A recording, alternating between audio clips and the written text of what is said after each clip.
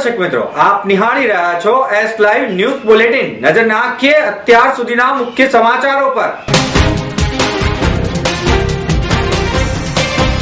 Doctor Sameer દાણીના મતે ગુજરાતમાં મહિલાઓના હૃદય રોગના પ્રમાણમાં 25% જેટલો વધારો નોંધાયો। સુરતમાં દેશની સૌથી મોટી નાઇટ મેરેથોન યોજાઈ।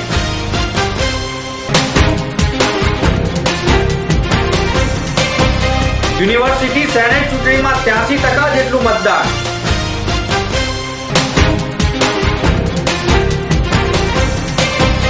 અમદાવાદમાં KTM દ્વારા બાઇકના અવનવા સ્ટન્ટ યોજાયા।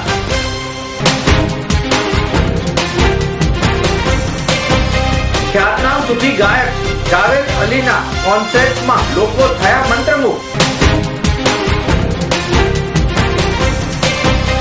રોટરી ક્લબ દ્વારા અમદાવાદમાં પોલિયો મુક્ત સેલિબ્રેશન કાર્નિવલની રેલી યોજાઈ। ગુજરાતમાં મહિલાઓમાં હૃદય રોગના પ્રમાણમાં 25% જેટલો વધારો થયો છે તેમ ખ્યાતનામ કાર્ડિયોલોજિસ્ટ MD ડોક્ટર સમીર દાણીનું માનવું છે, જેમાં ખાસ કરીને 30 થી 45 વર્ષની મહિલાઓમાં આ પ્રમાણ વધુ જોવા મળી રહ્યું છે। અમદાવાદ મેડિકલ એસોસિએશનની મહિલા ડોક્ટર પાક દ્વારા how safe is quick heart અને મહિલાઓના હૃદયના આરોગ્ય વિષય પર એક ચર્ચા ગોષ્ઠીનું આયોજન કરવામાં આવ્યું હતું, જેમાં 250 કરતા પણ વધુ મહિલા ડોક્ટરોએ ભાગ લીધો હતો। અમદાવાદ મેડિકલ એસોસિએશન મહિલા ડોક્ટર પાકના અધ્યક્ષ ડોક્ટર મોના દેસાઈએ સૌને આવકાર્યા હતા અને જણાવ્યું કે આપણે અત્યાર સુધીમાં એવું માનતા હતા કે મહિલાઓ હૃદયના ખૂબ જ મજબૂત હોય છે અને તેમાં હૃદય રોગનું પ્રમાણ ઓછું હોય છે। ખરેખર એ વાત સાચી નથી, પરંતુ મહિલાઓમાં પણ હૃદય રોગનું પ્રમાણ વધ્યું છે।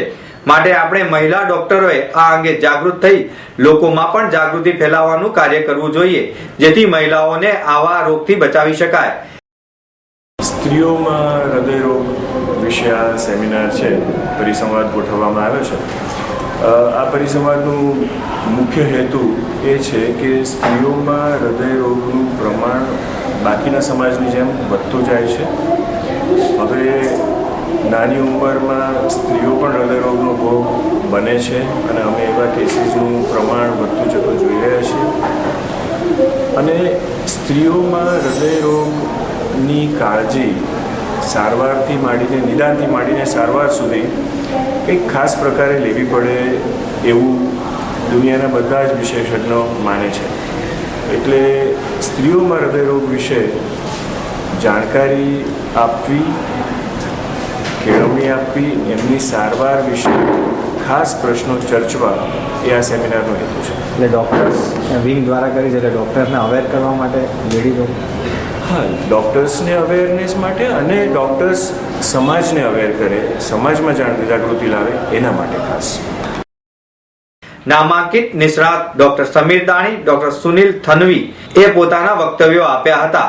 આ અંગે ખ્યાતનામ ડોક્ટર સમીર દાણીનું માનવું છે કે છેલ્લા 10 વર્ષમાં મહિલાઓમાં હૃદય રોગનું પ્રમાણ અને તેમાં પણ ગુજરાતની મહિલાઓમાં હૃદય રોગના પ્રમાણમાં 25% જેટલો વધારો જોવા મળ્યો છે, જે ગંભીર બાબત છે। જેમાં પણ તેમને થતા રોગોમાં નસ ફાટી જવી, નસમાં બ્લોકેજ થવું જેવા રોગો મુખ્ય છે। તેમણે જણાવ્યું કે ગુજરાતની મહિલાઓમાં ખાવા પીવાની તેમજ બેઠાડું જીવન જીવવાની પદ્ધતિને કારણે આ રોગમાં વધારો નોંધાયો છે। તેમનું એવું પણ માનવું છે કે ગુજરાતની મહિલાઓમાં આ પ્રમાણ ઘટાડવા માટે જાગૃતિ લાવવી ખૂબ જ જરૂરી છે। ગૃહિણી તેમજ વર્કિંગ વુમન બંનેમાં હૃદય રોગના પ્રમાણમાં વધારો જોવા મળી રહ્યો છે, જ્યારે 45 વર્ષ પછીની મહિલાઓમાં મોનોપોઝને કારણે પણ હૃદય રોગ થાય છે। ડોક્ટર સમીર દાણીએ અપીલ કરી હતી કે મહિલાઓ અથવા તો કોઈ પણ શ્વાસ લેવા તેમજ હૃદયના ભાગમાં થતા દુખાવો થતો હોય તો કોઈ પણ જાતના સંકોચ કે શરમ વગર તેમજ કોઈ પણ જાતના બીજા ઉપચારને બદલે ડોક્ટરની સલાહ અચૂક લેવી જોઈએ। જ્યારે ડોક્ટર સુનિલ થનવીએ વિટામિન D અને કાર્ડિયાલિસિસ પર માર્ગદર્શન આપ્યું હતું। આ ઉપરાંત ગર્ભ નિરોધકના વપરાશમાં પણ તેમણે પોતાનું વક્તવ્ય રજૂ કર્યું હતું। આ ચર્ચા ગોષ્ઠીમાં નામાંકિત વકીલ મીના જગતાપ દ્વારા મહિલાઓ અને બાળકોના અધિકારો અંગે પણ માર્ગદર્શન આપવામાં આવ્યું હતું। મુખ્યમંત્રી નરેન્દ્ર મોદીએ સુરતમાં ભારતની સૌથી મોટી સુરત નાઇટ મેરેથોનને પ્રસ્થાન કરાવવા સમાજ માટેની સંવેદના જગાવવા માટેના આ સામૂહિક શક્તિના અભિયાન આપણી સાચી ઓળખ છે તેમ કહ્યું હતું. સુરત મહાનગર સેવા સદન અને સામાજિક શક્તિની સહભાગિતાથી સુરત નાઇટ મેરેથોનનું અનોખું આયોજન કરવામાં આવ્યું હતું. આ મેરેથોનમાં 66,000 દોડવીરોએ ભાગ લીધો હતો. મેરેથોનની આવકનું ભંડોળ સુરતમાં જાહેર સ્થળોએ સીસીટીવી કેમેરા, સર્વેલન્સ પ્રોજેક્ટ અને કેન્સરના દર્દીઓને સારવાર માટે વપરાશે. મુખ્યમંત્રીએ બીઆરટીએસ માટેના 2 ફ્લાયઓવર બ્રિજનું લોકાર્પણ કર્યું હતું, જ્યારે મુખ્યમંત્રી ગૃહ યોજના હેઠળના નવા આવાસો તથા રસ્તા ડ્રેનેજના કામોનું ખાતમુહૂર્ત પણ કર્યું હતું. આ વિકાસ કામોને ખર્ચ 175 કરોડ થાય છે. મોદીની માહિતી વિભાગના ગુજરાત પાક્ષિકના લવાજમ પેટે ₹51 લાખના જન ભાગીદારી દાતા ભંડોળનો ચેક પણ અર્પણ કરવામાં આવ્યો હતો, જેમાંથી 81 કોલેજોના 1.10 લાખ વિદ્યાર્થીઓને ઘરે બેઠા ગુજરાત વાંચવા મળશે. માહિતી ખાતાના સાફલ્ય ગાથા આધારિત અનુભૂતિ પુસ્તકનું વિમોચન પણ તેમણે કર્યું હતું. આ પ્રસંગે દોડવીર મિલ્ખાસિંહ વિશિષ્ટ અતિથિ તરીકે ઉપસ્થિત રહ્યા હતા. ગુજરાત યુનિવર્સિટી વેલફેર અને સેનેટની બેઠક માટે મતદાનની પ્રક્રિયા હાથ ધરાઈ હતી, જેમાં અમદાવાદ શહેર વિભાગ વેલફેર માટે 74% અને સેનેટ માટે 83% જેટલું મતદાન થયું હતું. જ્યારે એરોમા કોલેજમાં મતદાન સમય કેન્દ્રની બહારથી બેલેટ પેપર મળી આવ્યું હતું, જે અંગે NSUI દ્વારા બોગસ મતદાન થયા હોવાનો આક્ષેપ પણ ચૂંટણી અધિકારીને કરવામાં આવ્યો હતો, જેમાં ચૂંટણી અધિકારીએ યોગ્ય તપાસ કરવા પણ જણાવ્યું હતું. ગુજરાત યુનિવર્સિટીની વેલફેરની 14 બેઠકો અને સેનેટની 10 બેઠકો માટે ચૂંટણીય પ્રક્રિયા હાથ ધરવામાં આવી હતી, જેમાં સેનેટની 10 બેઠકોમાંથી મેડિકલ અને ડેન્ટલની 2 બેઠકો અગાઉ જ બિનહરીફ જાહેર થઈ ચૂકી છે. ગઈકાલે વેલફેરની 14 બેઠકો અને સેનેટની 8 બેઠકો માટે અમદાવાદ શહેર અને ગ્રામ્ય વિસ્તારના કુલ 46 મતદાન કેન્દ્રો ઉપર સવારે 11 થી સાંજના 5 વાગ્યા સુધી મતદાનની પ્રક્રિયા હાથ ધરવામાં આવી હતી. દરમિયાન અમદાવાદ શહેર વિભાગની એરોમા કોલેજ ખાતે વેલફેરની બેઠક માટે મતદાનની પ્રક્રિયા ચાલતી હતી, જેમાં બેલેટ પેપર બહારથી મળી આવતા ઘણો હોબાળો મચી જવા પામ્યો હતો, જેમાં NSUI અને ABVP દ્વારા સામસામે આક્ષેપો કરવામાં આવ્યા હતા. તેમજ આ અંગે ચૂંટણી અધિકારી સૌરભ ચોકસીને રજૂઆત કરવામાં આવી હતી, જેમણે યોગ્ય તપાસની હૈયાધારણ પણ આપી હતી. યુરોપિયન રેસિંગ દિગ્ગજ KTM દ્વારા અમદાવાદમાં KTM સ્ટન્ટ શોની બીજી આવૃત્તિનું આયોજન કરવામાં આવ્યું હતું. આ સ્ટન્ટ શોમાં વ્યવસાયિક સ્ટન્ટ રાઇડરોએ લોકોને મંત્રમુગ્ધ કરી દીધા હતા.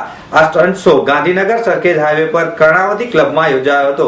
KTM બાઇકર્સ દ્વારા પ્રોફેશનલ સ્ટન્ટમેનએ કરેલા અવનવા સ્ટન્ટને જોવા માટે મોટી સંખ્યામાં યંગસ્ટર ઉમટી પડ્યા હતા.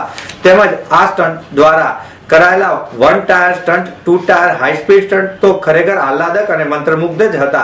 આ સ્ટન્ટને જોવા માટે આવેલા યુવાધન પોતે પણ Suzuki, Harley Davidson, bullet, Honda 350cc જેવા અવનવા બાઇકો પણ લઈને આવ્યા હતા અને તેમણે પણ રોડ પર સ્પીડથી બાઇક ચલાવીને સમગ્ર વાતાવરણને ઉત્તેજના વાળું બનાવી દીધું હતું. KTM આવા સ્ટન્ટ ગુજરાતમાં સુરત, વડોદરા અને રાજકોટ ખાતે પણ યોજવાનું છે. પ્રખ્યાત સૂફી ગાયક જાવેદ અલી અમદાવાદની મુલાકાતે આવ્યા હતા, જ્યાં તેઓના કોન્સર્ટમાં સૂફી ગીતો અને સંગીત પીરસીને અલીએ બધાને મંત્રમુગ્ધ કરી દીધા હતા. પ્રત્યક્ષા એન્ટરટેનમેન્ટ દ્વારા જાવેદ અલીના કોન્સર્ટની કેન્સ વિલા ગોલ્ફ ખાતે આયોજન કરવામાં આવ્યું હતું, જેનું સંચાલન ઇગ્નાઇટ ઇવેન્ટ દ્વારા કરાયું હતું.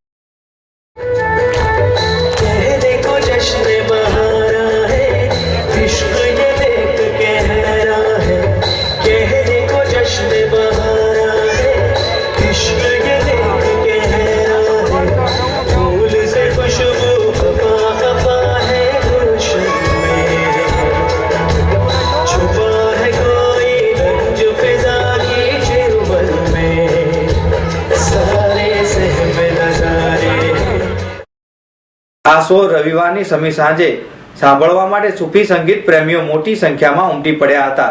જ્યારે જાવેદ અલીએ અલગ અલગ પ્રકારના સૂફી ગીતો રજૂ કરતા સમગ્ર માહોલમાં એકલીનતા જોવા મળી હતી.